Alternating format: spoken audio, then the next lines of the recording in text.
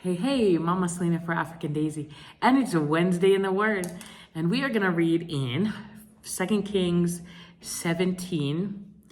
I'm going to read a little bit of this to kind of set up the story here. So it says, in the 12th year of Ahaz, king of Judah, Hoshea, the son of Eliah, became king over Israel and Samaria and reigned for 9 years. He did evil in the sight of the Lord, but not as the kings of Israel who had come before him. So we know as you go through the Old Testament, this king, either they did evil in the sight of the Lord or they did not. But this was kind of a reign of, he did evil in the sight of the Lord. Okay, then we're going to skip, because it's really long, to show you what they did. Now, it says, the Israelites ascribed things to the Lord their God which were not true. They built for themselves high places of worship in all their towns, from the lonely lookout tower of the populous fortified cities. They set up for themselves sacred pillars, memorial stones, and Asherim on every high hill and under every green tree, where they burned incense on all the high places, just as the pagan nations whom the Lord had deported before them. And they did evil and contemptible things, provoking the Lord to anger. And they served idols, of which the Lord had said to them, you shall not do this thing.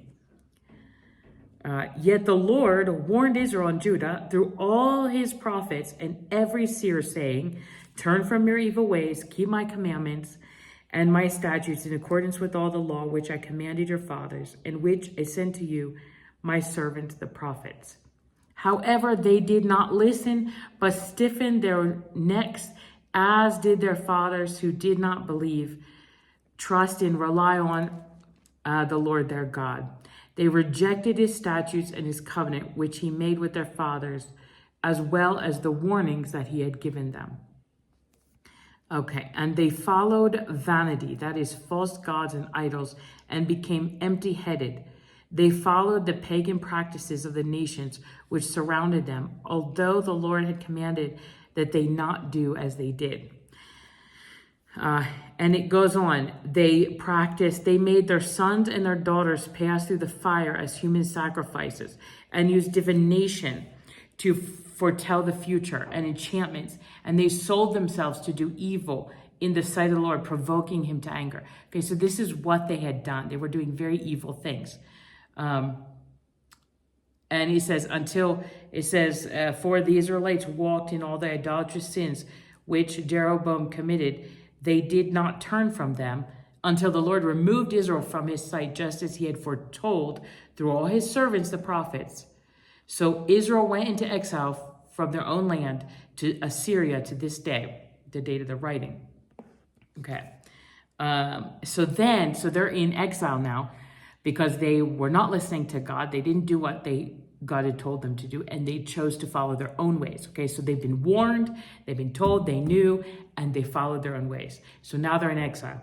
So then it says, so one of the priests whom they had exiled from Samaria came back and lived in Bethel and taught them how they should fear and worship the Lord.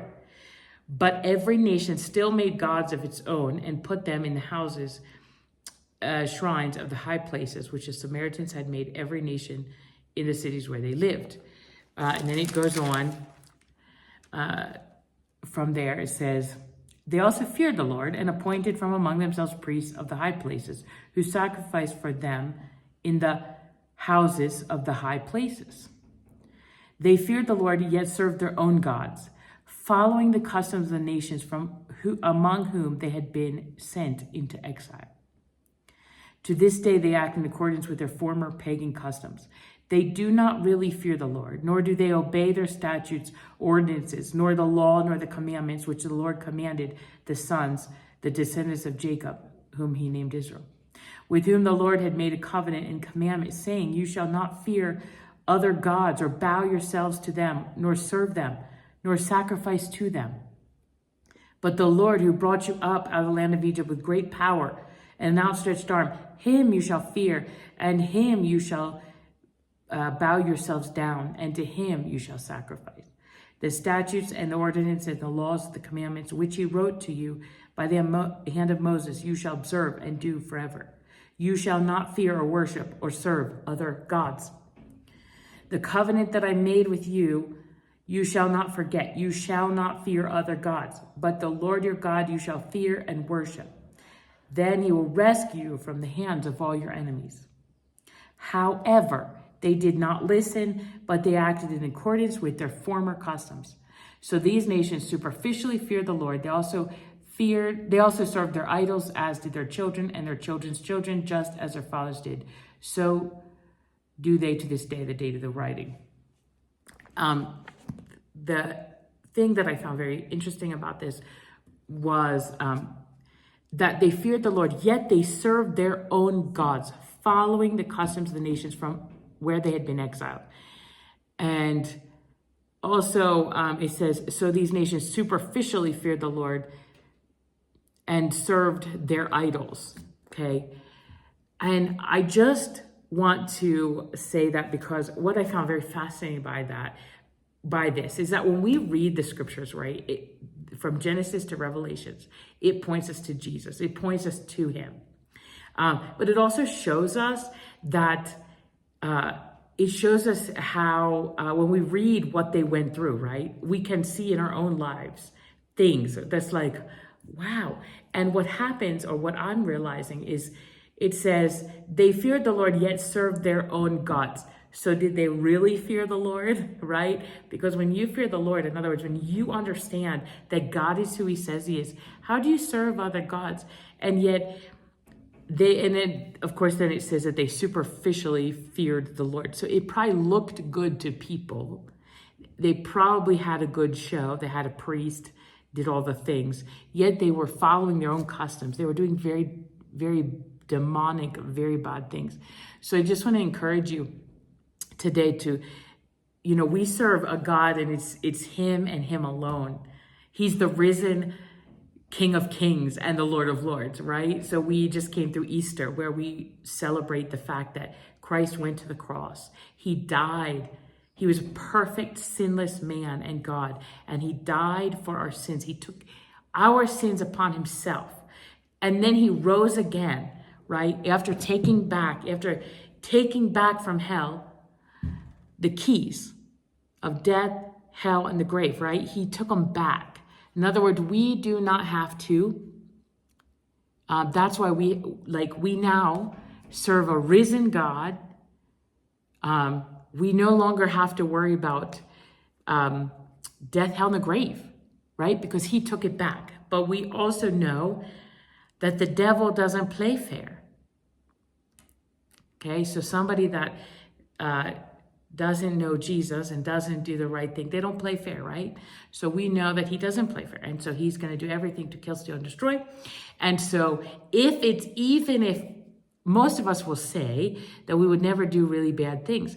But I thought about these verses, and I thought, isn't it interesting? Maybe they were really doing horribly evil things.